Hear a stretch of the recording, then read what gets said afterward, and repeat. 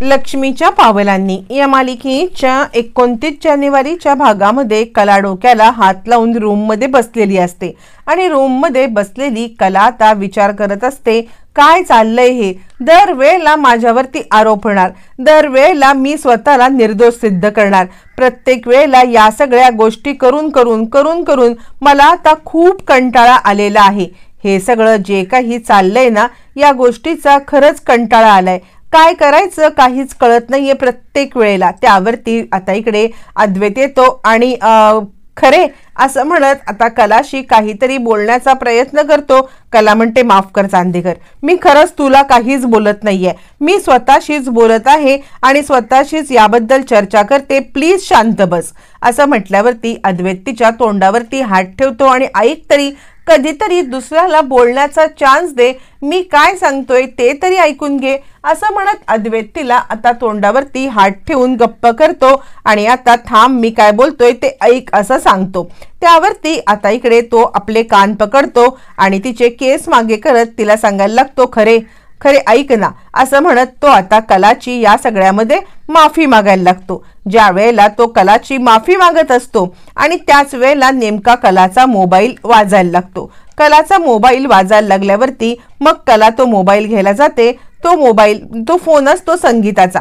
संगीताला नैनाची काळजी वाटत असते आणि आता ती या सगळ्याबद्दल नक्की काय घडलं, कलाची पण तिला काळजी वाटत असते, नक्की तिकडे काय गोष्टी झाल्यात हे सगळं विचारण्यासाठी तिने कॉल केलेला असतो. आणि ती म्हणते, काय ग कला, काय झालं? सगळ्या गोष्टी नीट झाल्या ना? कला सांगते, बाबा आहेत तिकडे, तू एक काम कर, फोन स्पीकरवरती टाक. फोन स्पीकरवरती टाकल्यावरती कला आता बोलायला लागते, अगं तो सौरव इकडे आला होता. सौरव म्हणजे तो गायनाकॉलॉजिस्ट, तो इकडे आला होता आणि मग त्याने सगळा सिद्ध केलं पुराव्यासकट. नैनाताई कशी खोटी बोलते आणि माझा या प्रकरणाशी काहीही संबंध नाहीये हे सुद्धा त्याने आता सिद्ध केलं. आणि त्यामुळे या सगळ्यामध्ये आता ह्या गोष्टी क्लिअर झालेल्या आहेत की नैनाताईच खोटं बोलत होती आणि माझ्यावरती सगळ्यांचा विश्वास बसलाय. आणि यावरती आता इकडे नैनाताईला घराबाहेर काढले. नैनाताईला घराबाहेर काढल्यावरती संगीताला जरा धक्का बसतो. शेवटी कितीही पोरगी चुकली तरी ती पोटची पोरगीच असते. त्यावरती कला म्हणते, काळजी करू नकोस, ती कुठे येणार, ती शेवटी घरी येईलच. तोपर्यंत इकडे आता संगीता म्हणते, जावई बापू बरे आहेत ना? यावरती कला म्हणते, मग काय, जावई बापू बरे नसायला झालंय काय, भित्र्यास असा की तिकडे उभे होते. यावरती अद्वैत म्हणतो, काय काय बोलतेस काय तू मला? भित्र्यास असा? मी का भित्र्यास असा झालो होतो? यावरती कला म्हणते, मग काय, तिथे नुसता शुंभासारखा उभा होतास ना? यावरती आता संगीता आणि दिनकर कलाला ओरडायला लागतात आणि कले, काय चाललंय तुझं? तू त्यांना भित्र्यास असा का बोलती आहेस? असं म्हटल्यावरती अद्वैत म्हणतो, बघा बघा कशी माझ्याशी भांडते. यावरती दिनकर चिडतो आणि दिनकर म्हणतो, कले अगं तुला सोन्यासारखा नवरा मिळालाय, त्या नवऱ्याचा आदर ठेव, का त्यांच्याशी असं वागत आहेस तू? असं म्हटल्यावरती कला म्हणते, हो हो अद्वैतराव बोला ना, आत्ता फोन येण्याच्या आधी तुम्ही काय बोलत होतात? कान पकडून माफी मागत होतात ना? यावरती अद्वैत म्हणतो, हो हो माफी मागत होतो. ते कसं आहे ना, मला न या सगळ्यामध्ये काही उपकार ठेवायचे नसतात. आणि तेवढ्यातच तो म्हणतो, तू आधी एकटीच नाही का स्वतःशी बडबडत होतीस, म्हणून मला तुझी कीव आली आणि म्हणून या सगळ्यामध्ये मी तुला बोलत होतो. कला म्हणते, काय आत्ता तर मारे काने पकडून तू मला सांगत होतस की मी चुकलो खरे, मी असं मी तसं, मग लगेच तुला काय झालं रे? अद्वैत म्हणतो, मला काही नाही झालं, तू सुद्धा स्वतःशीच रडत बसली होतीस असं तसं, मग आत्ता तुला काय झालं? असं म्हणत दोघं जण फोनवरती कचाकचा भांडायला लागतात. त्यावरती दिनकर आणि संगीता सांगायला लागते, का भांडतेस तू कला? अगं सोन्यासारखा जावई आपला, त्याच्यासोबत भांडण्याची तुला काय गरज आहे? कले तुझं हे जरा अति झालंय हा, भास्कर कले. असं म्हटल्यावरती आता इकडे कला फोन ठेवते. पण संगीताच्या मनामध्ये विचार येतो की नैनी कुठे गेली असेल, नक्की नैनी सोबत काय झालं असेल? तिला आता विचार करून करून खूपच त्रास व्हायला लागतो. पण नैना इकडे आलेली असते देवळाच्या इथे आणि ती विचार करते, काय करू, घरी सुद्धा जाऊ शकत नाहीये, कारण घरी पण जो काही प्रकार घडलाय त्यानंतर आपल्याला या घरामध्ये कोणी एक्सेप्ट करेल किंवा कोणी घेईल हे सुद्धा तिला वाटत नसतं. आणि त्यामुळे ती देवळाच्या बाहेर उभी राहून आता फोनवरती बोलत असते. आणि ज्या वेळेला फोनवरती ती बोलत असते त्याच वेळेला ती विचार करते, काय करू असा विचार करत आता तिला ना घर ना दार या सगळ्यामध्ये घरदार नसल्यामुळे कुठे जायचं काय करायचं या कलानी माझी अशी वाट लावून ठेवले ना की या कलाचं काय करू. कला, काहीही झालं तरी सुद्धा मी तुला सोडणार नाहीये ह कला, असं म्हणत ती या सगळ्यामध्ये खूप चिडलेली असते. आणि आता आपली बॅग घेऊन कुठेही जायला तिला काहीही वाव नसतो. आणि त्याचसाठी ती विचार करते आणि राहुलला कॉल करते. किमान राहुल तरी या सगळ्यामध्ये आपल्याला काहीतरी मदत करेल. पण राहुल किती हुशार. राहुल या सगळ्यामध्ये आता एका मुलीच्या मिठीत असतो आणि मुलीच्या मिठीत असलेला राहुल या सगळ्यामध्ये आता तिला सांगत असतो काही नाही तू काळजी करू नकोस. यावरती आता इकडे ती सांगत असते काय रे तुझी बायको कुठे आहे. तुझी बायको काय माहेरी वगैरे डिलिव्हरीला गेले का. डिलिव्हरीला बायको माहेरी गेले असं म्हटल्यावरती आता इकडे राहुल स्वतःशीच विचार करतो माझी वाट लावलेली आहे तिने. काय डिलिव्हरी, कसली डिलिव्हरी आणि कसलं बाळ, या सगळ्यामध्ये मला आता पूर्णपणे उद्ध्वस्त करण्याचा प्लॅन तिने केलेला आहे असं म्हणत इकडे आता राहुल हे करत असतो. पण कंटिन्युअसली तिचा आता कॉल येत असतो. ज्या वेळेला तिचा कॉल येत असतो त्यावेळेला मग मात्र आता ती सांगते उचल रे, कॉल उचल. राहुल म्हणतो नाही, काही गरज नाहीये असं म्हटल्यावरती आता इकडे तो त्या मुलीला मिठीत घेतो. ती म्हणते पण आज तुला बऱ्याच दिवसांनी माझी आठवण कशी काय आली. यावर तो सांगतो अगं तुझी आठवण मला नेहमीच येत असते. तोपर्यंत इकडे आता कलाला सतत झोपेमध्ये जे काही नैनासोबत प्रसंग घडला तो प्रसंग आठवत असतो. आणि आता ती विचार करते की नैनाताई घरी गेली नाही, आईचा फोन काही आला नाही की नैनाताई घरी आलेली आहे म्हणून. नाही, काहीतरी गडबड आहे. आणि या सगळ्यामध्ये नैनाताई कुठे गेली असेल. मला खूप टेन्शन आलेलं आहे की नक्की नैनाताई सोबत काय घडलं असेल असं म्हणत तिचा बांगड्यांचा आवाज होत असतो. आणि हा बांगड्यांचा आवाज होत असताना इकडे आता झोप येत नसते अद्वैतला. अद्वैत विचार करत असतो काय चाललंय हिचं, म्हणजे इकडून तिकडून का सारखी ही बांगड्यांचा आवाज करते. मग चिडलेला अद्वैत आता उठतो आणि अद्वैत उठल्यावरती तो म्हणतो काय चाललंय तुझं, म्हणजे तू या सगळ्यामध्ये किती त्रास देशील अजून मला. तुला कळतच नाहीये का की रात्र झालेली आहे, झोपायचं आहे. यावरती कला सांगते असं काय करतोस, मला टेन्शन आलंय.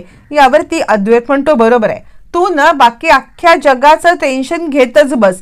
म्हणजे कसं आहे काहीही झालं तरी तुला टेन्शन, घरच्यांचं टेन्शन, बहिणीचं टेन्शन, सगळ्यांचं टेन्शन. अगं थोडा विचार कमी करायला शिक. कसं आहे काही झालं तरी सुद्धा विचार कमी कर, स्वतःचा विचार कर. सतत दुसऱ्यांचा विचार करणं सोडून दे, कारण या सगळ्यामध्ये तुला स्वतःचा विचार करणं हे गरजेचं आहे. कला म्हणते खरंच तू जे बोलतोयस ते बरोबर आहे. अद्वैतला आता टेन्शन येतं, अरे बापरे पहिल्यांदा हिचे आणि माझे विचार जुळले की काय. आणि तो म्हणतो बापरे खरे, अगं तू या सगळ्यामध्ये माझे विचार जुळवून घेतेस, कमाल झाली तुझी. म्हणजे मला कळतच नाहीये की तुला या सगळ्यामध्ये मी बोललेलं पटतंय. खरंच म्हणजे आपले विचार जुळतायत. तू एक काम कर, तू मला चिमटा काढ बरं. चिमटा काढ म्हटल्यावरती कला खरोखरचा चिमटा काढते.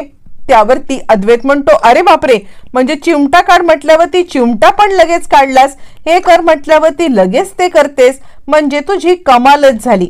म्हणजे काहीतरी गौडमंगाल आहे. कला म्हणते असं काय, अरे मला तुझं म्हणणं पटलं. मला म्हणणं पटल्यामुळे मी या सगळ्यामध्ये हे केलेलं आहे. तू कशाला इतका विचार करतोस असं म्हटल्यावरती अद्वैत म्हणतो आता मी हात जोडू, आता झोपशील तू, जरा तरी आराम कर आणि आता झोप, मला सुद्धा झोपू दे असं म्हटल्यावरती मग मात्र आता इकडे कला सांगते हो पण मला टेन्शन आलंय. अद्वैत म्हणतो हे बघ तुला झोप नाहीये का येत आहे, मी एक काम करतो छानपैकी तुला आता अंगाई गाऊन देतो.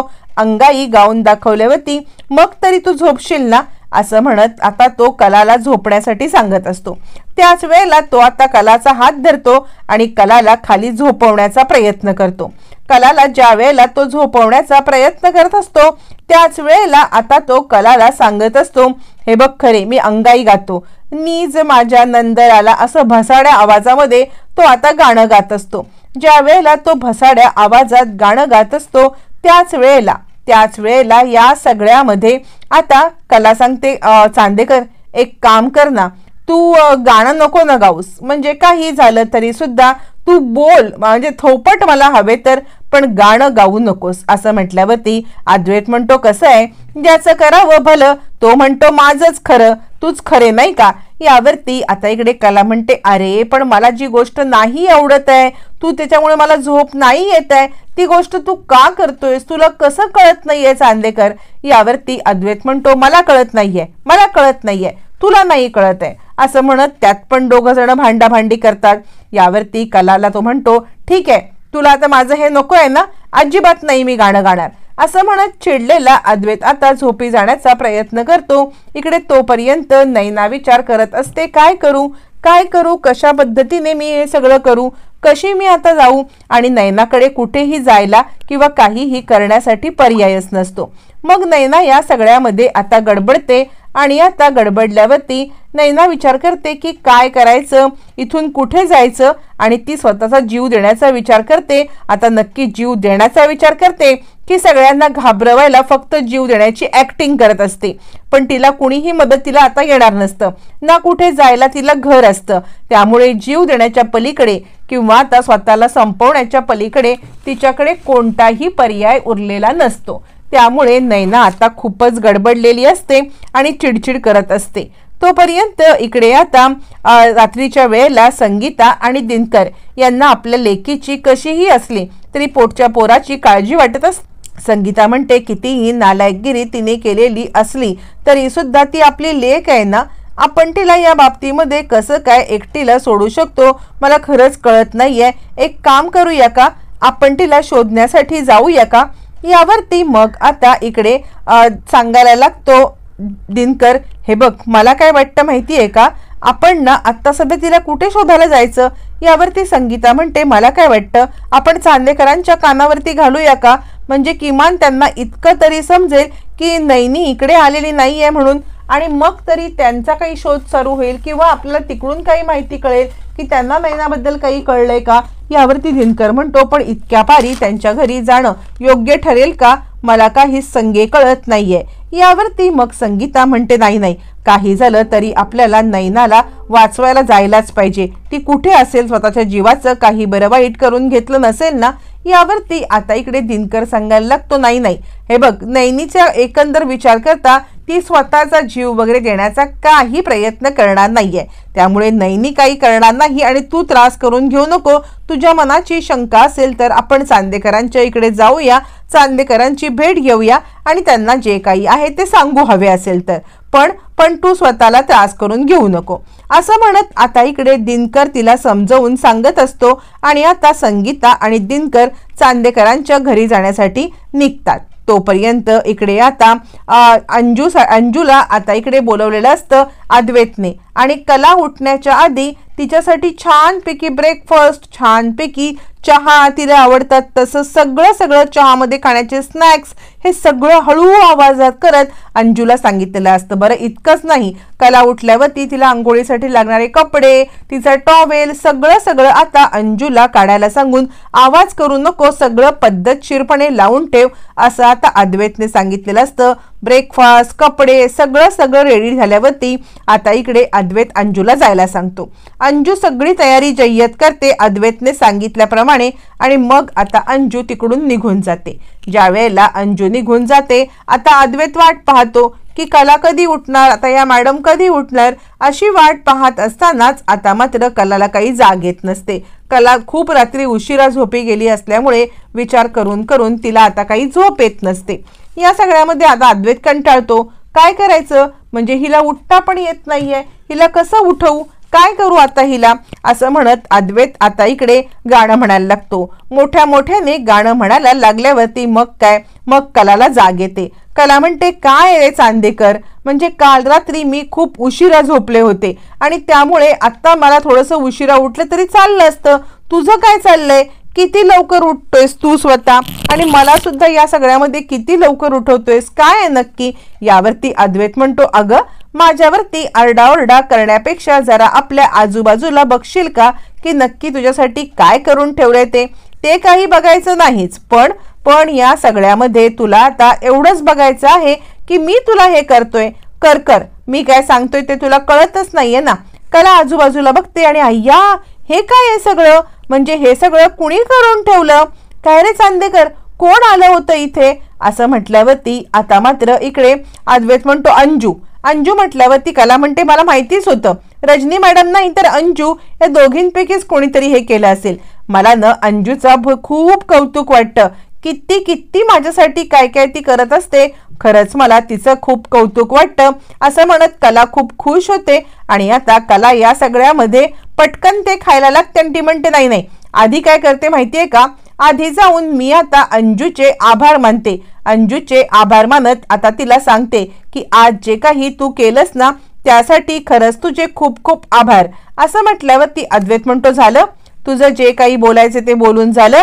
अगं अंजूने नाही केलंय, हे सगळं मी केलंय, पण तुला हे मान्य करायचंच नाहीये. तुला या सगळ्यामध्ये या गोष्टी मान्यच करायच्या नाहीयेत की काहीही झालं तरी सुद्धा या सगळ्यामध्ये तू मान्य करू नकोस. हा, यावरती कला म्हणते मी नाही मान्य करत, समज कदाचित, पण तू तरी कुठे मान्य करतोयस की हे सगळं तू केलंयस, तू सुद्धा अंजूनेच सांगितलंस ना केलं म्हणून. यावरती अद्वैत म्हणतो हे बघ, आम्हाला चांदेकरांना सवय नाहीये, ज्या गोष्टी आम्ही करतो त्या गोष्टी बोलून दाखवायची किंवा त्या गोष्टी अख्ख्या शरेआम सांगायची. त्यामुळे एक गोष्ट लक्षात ठेव, आम्ही हे करतो हे कोणाला सांगायला नाही करत आहे.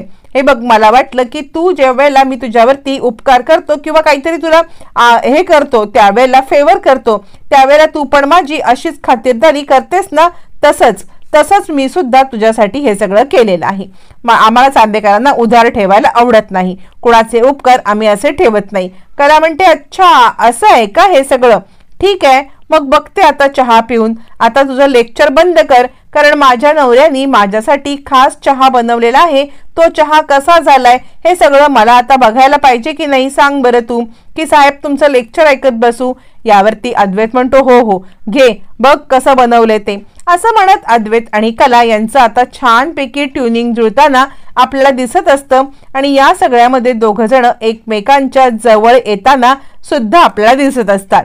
मग कला छानपैकी चहा घेण्यासाठी तिकडे आता टेबलवरती बसते आणि आता चहा घेण्यासाठी रेडी होते. तोपर्यंत अद्वैत आता कलाला चहा आवडलाय का, कसं झालंय सगळं, हे सगळं पाहण्यासाठी खूप उत्सुक असतो. आणि कधी एकदा ही चहा घेते आणि कधी मी बघतोय असं त्याला झालेलं असतं. हे सगळं चालू असताना मग कला चहाचा कप उचलते. चहाचा कप उचलल्यावरती ती एक सिप घेणार, पण त्याच वेळेला तिकडे अंजू येते. अंजू आल्यावरती अंजू आता कलाला सांगायला लागते खाली तुमचे आई बाबा आलेले आहेत. कला म्हणते काय, यावरती ती अद्वैतकडे पाहते आणि आई बाबा का आले असतील. अद्वैत म्हणतो काहीच कळायला मार्ग नाहीये, पण एक काम कर ना, खाली जाऊन बघ, खाली जाऊन बघितल्याशिवाय तुला कळेल कसं की ते कशासाठी आलेत ते, जा बरं पटकन तू खाली जा. असं म्हणत अद्वैत आता कलाला खाली जाण्यासाठी सांगतो. कला पण खूप घाबरी घुबरी झालेली असते आणि नक्की आता काय झालं असेल म्हणून ती सुद्धा धावत पळत खाली येते. दोघ जण ज्या वेळेला खाली येतात त्यावेळेला घाबरी घुबरी संगीता आता कलाला सांगत असते अगं या सगळ्यामध्ये आपली नैना कुठे गेलेली आहे आणि आता तुम्ही लवकरात लवकर तिला शोधा. यावरती आता इकडे सांगायला लागते कला काय, नैनाताई घरी नाही आली, मग कुठे गेली असेल. आणि आता त्यावरती इकडे सांगायला लागते संगीता तू बघ जा, तू तिला शोध जा, काहीही झालं तरी सुद्धा तू तिला शोध जा. असं म्हटल्यावर ती संगीताला आता हे बोलताना बघून कला खूप घाबरते आणि ती विचारते की मी कुठे बघू मलाच कळत नाहीये, पण तिला आता नैनाला शोधणं भाग असतं. मग ती नैनाचा फोटो दाखवत आता इकडे तिकडे पाहायला लागते आणि इकडे तिकडे पाहत असताना ती काही लोकांना फोटो दाखवते. फोटो दाखवून आता ती सांगायला लागते हिला कुठे पाहिलं का. तोपर्यंत नैना स्वतःचा जीव देण्यासाठी विहिरीच्या इकडे उभी असते, तिच्याकडे कोणता पर्यायच नसतो. आणि मग त्याच वेळेला नैना आता त्या विहिरीच्या इथे उभी राहून खाली जीव देणार. तितक्यात कला तिला पाहते, धावत पळत कला तिच्या जवळ जाते.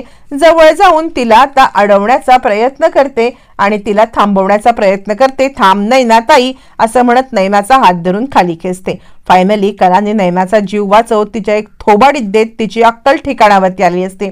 आता नैना खरंच जीव देणार असते की या प्रकरणामध्ये नैनाने काही नवीन नाटक केलेलं आहे हे येणाऱ्या भागातच कळणार आहे.